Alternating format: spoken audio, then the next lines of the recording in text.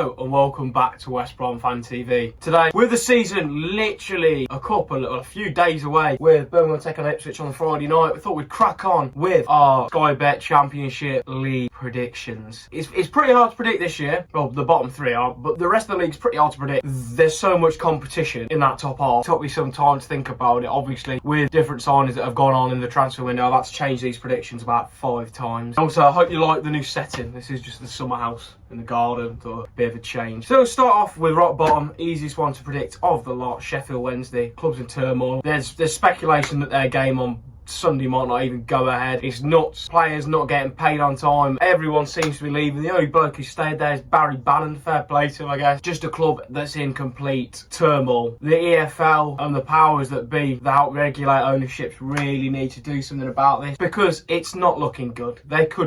There's serious risk of them going under. Shocking. 23rd place, Hull City. Now, the owner seems to be crazy with his decision making, sacking Ruben Selles after being pretty solid at Hull. You know, steadying the ship kind of, and you know, keeping them up was a crazy decision. I mean, you can see that in where the bloke's ended up. He's gone to Sheffield United, who are, well, last season they were a cast whisker away from going up. And yeah, now Ruben Selles is their manager, so it says it all. Just nuts. It's going to bite him in the bum. So yeah, 23rd Hull. 22nd, Preston North End. Now, they just seem like they've been going downward each season. There's not really any hype around them. The only thing that I really noticed about them is Spud Bros is their new kit sponsor, which, I mean, yeah, it's different, but it can be seen as a bit tin pot as well by other fans. Personally, me, I don't mind it. I'm not really bothered. Have whatever you want on your shirt. Seems like it's their time to go. Another team that are on the downward spiral for the looks of it, and a similar theme from two of the teams I also mentioned, ownership,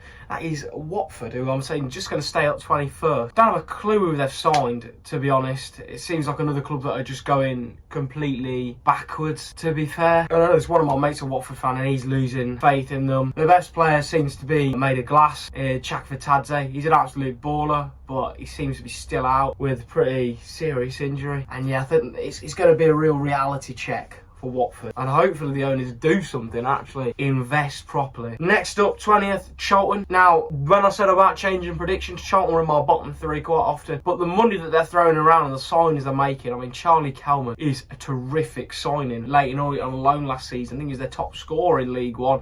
He was banging in goals for fun. One of the reasons why they flew into the playoffs and had such a fantastic season. And they've also raided half of Luton from the looks of it, who, you know, were very a mixed bag last season, but they did show quality on the day. Yeah, the core squad's all right. They've got Matt Godden there as well. Matty Godden. All goes wrong in the striking department with Kelman, so they've still got a proven goal scorer in their ranks. I think they'll stay up. Why not? 19th, Oxford United. Seemed like they're going to be a real long-term team in the league now for at least 4 or 5 seasons, which is great for a club like Oxford. Got a fantastic manager, Gary Rowett. He knows what he's doing. The core of the squad, yeah, pretty good. They've not lost Brannigan or Bielik yet in this window, 2 of their main top players, I guess, at this level. So I could see them staying up for sure. I think they'll just be horrible to beat at home. I think their away form will still be turgid.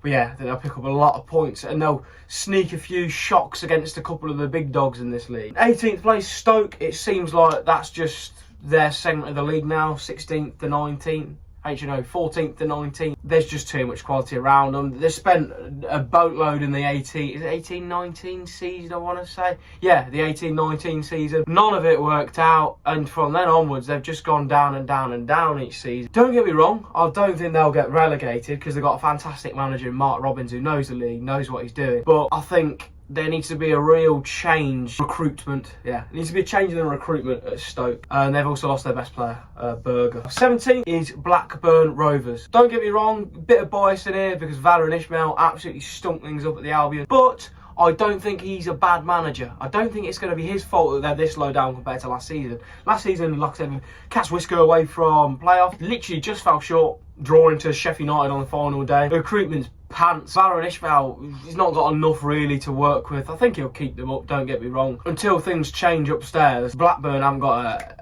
a chance really, in my opinion, of getting anywhere near the Premier League, which they were a regular feature in years gone by, back in my childhood growing up. Now next is 16th place Middlesbrough. They had a project going at Carrick. Don't get me wrong, it weren't really doing a lot. It was just going like that, flat really. Weren't going up, weren't going down, just staying the same. Yeah, changing for Rob Edwards, very, very risky move. I think they've only signed 2 players. It's going to take time for his system to gel in. Their first few months of the season may dampen any hopes securing the playoffs. And also, I think that they've got to have patience with this manager, because I've got a feeling that if things go crap in the first 2 months, they could easily get rid of him, and then that'd kill any type of progress that they would have built under him. I can't see a lot happening from this season. There's too much quality above them for me to put them any higher. 15th place Portsmouth, a team that I think another one that, similar to Oxford, they're going to be quite a regular feature in this league now. Really seem established. They did really well last season, to be fair. Don't get me wrong, their away form is pants. Absolutely woeful. Seems like they lost every bloody week away. Fratton Park, what a ground and what a horrible place to go.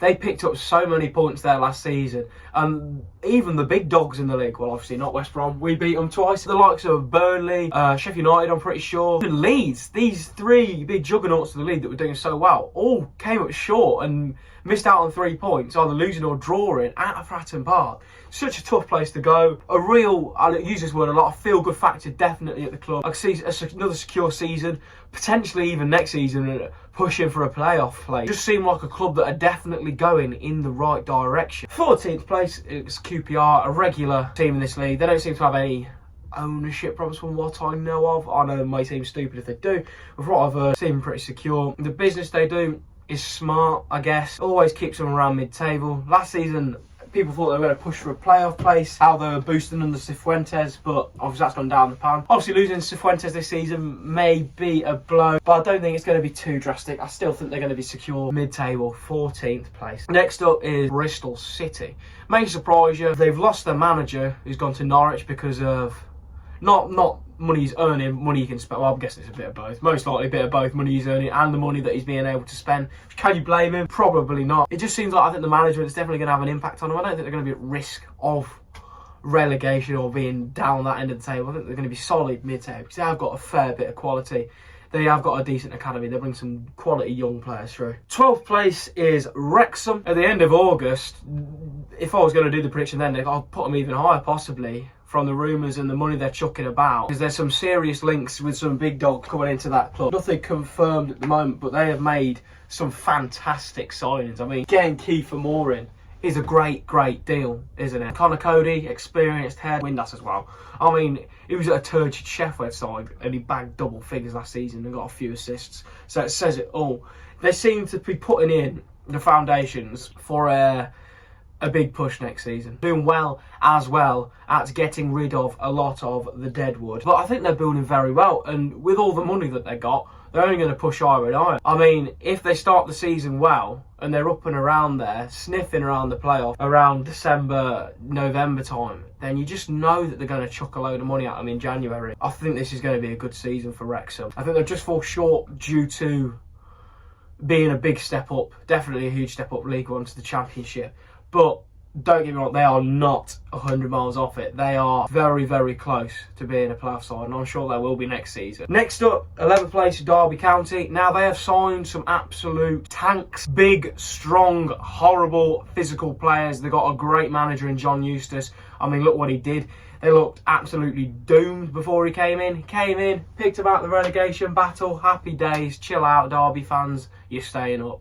The man knows how to do a job. I mean, it showed how Blackburn nosedived when he left them. Yes, they went back up, but when he left that initial impact, yeah, straight away. The bloke is a quality manager, and I think he's going to carry on Derby's progression. 10th place, one which might shock you, but the points deduction, I hadn't really took it into properly account. These were originally in the playoffs for me. It's Leicester City in 10th place. I think the point deduction is massive. 9 points in this league is huge for anyone chasing playoff. And Leicester barely signed anyone. I don't think they actually can, to be fair. I think they can only really play on frees due to the fact that they've done so much financial mishaps in the last 3 years and almost got away with it before this season. But I think it's going to bite them in the bum. Club seems to be a little bit negative at the minute from whenever. I mean, I did go there last season. It did seem pretty toxic, and obviously with such a figurehead like Vardy leaving and even Cody, 2 experienced heads in the Foxes ranks going, I think that's going to impact them on the pitch, and the fact they've made no signings. So yeah, 10th place, Leicester City. 9th, Swansea City. They're definitely building something. They look really good at the end of last season, very impressive. They seem decent at home, to be fair, as well. Also, links with them signing, I think his name's Kone Wickham. Oh, he was fantastic last season in League One for Wickham. Bagged loads of goals. If we can get him in, then arguably playoff. 8th place is West Brom, our beloved Baggies.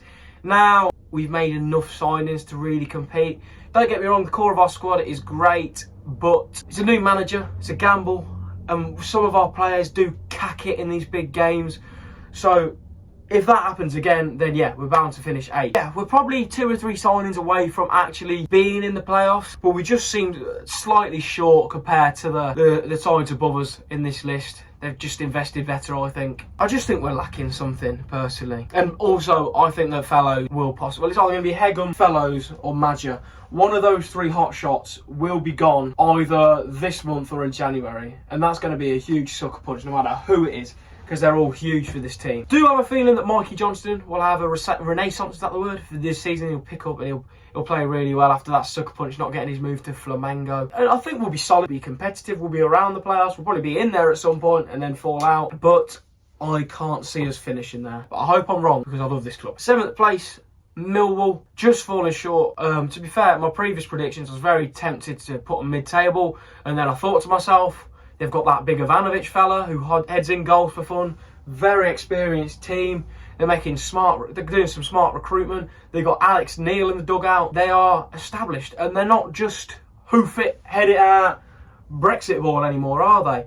They're very much play it on the ground. Some nice, interesting, exciting football, which we really say for Millwall. They've actually tried to spice it up a little bit and not just go for long ball set pieces. We are Millwall, Super Millwall. We are Millwall. We will Brexit ball you. 6th place is Norwich. Now, at this moment in time, they've still got Josh Sargent. He is rumoured to move away. But they seem very, very attractive with their new manager, Liam Manning from Bristol City, who is proven that he can get teams into playoffs, as seen last season. They've made some good signings, spent a load of money on a striker, I'm pretty sure. Just smart recruitment. Solid team that have gelled and been together for a while. Obviously, to get this playoff place, one thing Liam Manning does have to crack down on is that defence, because they were leaking goals for fun. They could score for fun last season, but boy, they leaked goals. If Sargent stays with this new striker, could it be even more goals than last season?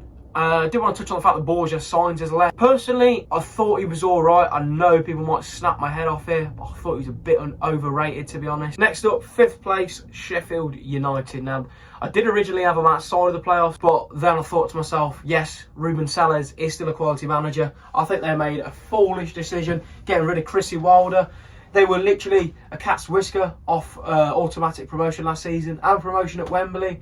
And they did have a point deduction last season as well, which has to be took into account, which is unfortunate. They were deducted 2 points. A lot of the core assets of that Sheffield United squad are there. They've still got Gus. He is unreal. How a Prem team hasn't just snatched him off them for like 30, 40 million, I will never know. Next up, 4th place, Birmingham City. Money, money, money. Must be funny in a Birmingham City world. They are chucking it around for fun. And that League One team they had last season could arguably have finished mid-table in the Championship. And now they're bringing in players like that Kyogo, who used to play for Celtic for 10 mil, who is a proven goal scorer, cracking finisher, knows where the back of the net is, bound to score about 15 goals next season. And they've also got exciting players like Stansfield. Honestly, Clara, I could write the book about Blues and how much quality they have. And a lot of people are tipping them for the top 2, but it is their first season back in the Championship.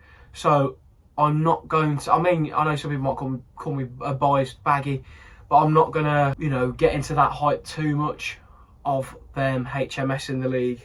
So I think they'll finish 4th. 3rd place, Coventry City. Frankie Lampard. Got a way for them to win. If they can keep hold of Jack Radoni, then they're going to be flying. Like crazy flying. Could even be in the top 2. They've really built season on season. They've invested well. They've invested smartly. They've got good, young, quality players with a mix of experience. They are almost the full package in this league. They are a good team. As much as I hate to say it, with them playing literally got 5 miles down the road from me. Second place, Ipswich. They have an unreal team, don't they? They have an absolute unreal team. They're building on it even more. Cracking side. Certainly for me, second place. And our top spot may surprise you. I'm going for Southampton. I mean, I know they were crap last season, but this is mainly down to gut instinct. I just think that they'll win the league. The gap between the Premier and the Championship is so much. They've still kept a large majority of their players, got rid of the deadwood. They're making some smart signings. Sure, they're going to make even more. And yeah, I can just see it in my head at the end of the season, them being top of the league. There's no, statistic, tactical genius in it. It's just what I'm thinking, to be fair. There's my Championship predictions. I hope you like them. Don't get too annoyed if you support, like, I don't know, Preston, and I've put you to get relegated. It's just a bit of fun. Put your predictions in there. I don't have any real personal bias in the making of this video. Thank you for watching. Don't forget to like and subscribe. Up the Albion.